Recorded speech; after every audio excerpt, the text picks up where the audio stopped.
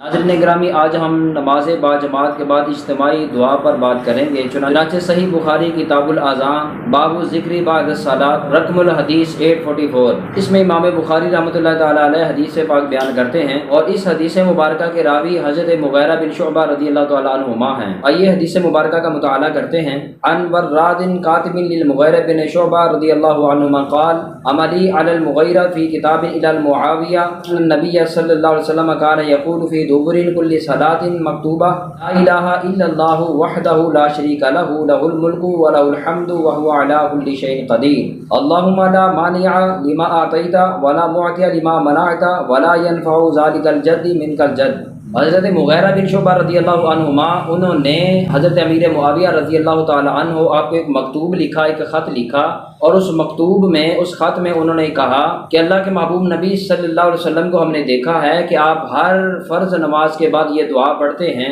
لا الہ الا اللہ وحدہ لا شریک لہ لہ الملک ولہ الحمد وہو علی کل شیء قدیر اللہم لا مانع لما اعطیت ولا معطی لما منعت ولا ينفع ذا الجد منک الجد۔ اس دعا کا ترجمہ یہ ہے، اللہ کے سوا کوئی معبود نہیں، اس کا کوئی شریک نہیں، بادشاہت اسی کی ہے، تعریف اسی کے لیے، وہی ہر چیز پر قادر ہے۔ اے اللہ، جسے تو عطا فرمائے اسے روکنے والا کوئی نہیں، اور جسے تو عطا نہ فرمائے اسے دینے والا کوئی نہیں، کسی کو اس کا مال بھی تیرے مقابل نفع نہ پہنچائے گا۔ تو ناظرین گرامی، یہ دعا اور یہ دعا کے کلمات امام بخاری رحمۃ اللہ علیہ صحیح بخاری کتاب الاذان باب الذکر بعد الصلاۃ اور رقم الحدیث 844 پر بیان کرتے ہیں۔ اس حدیث مبارکہ سے یہ بھی معلوم ہوا کہ ہر فرض نماز کے بعد دعا مانگنا یہ اللہ کے محبوب نبی صلی اللہ علیہ وسلم کی پیاری پیاری سنت ہے، حضور علیہ الصلوۃ والسلام کا محبوب ترین عمل ہے۔ اس کے ساتھ ساتھ یہ بھی عرض کرتا چلوں، آپ علماء کرام سے بھی سنتے رہتے ہیں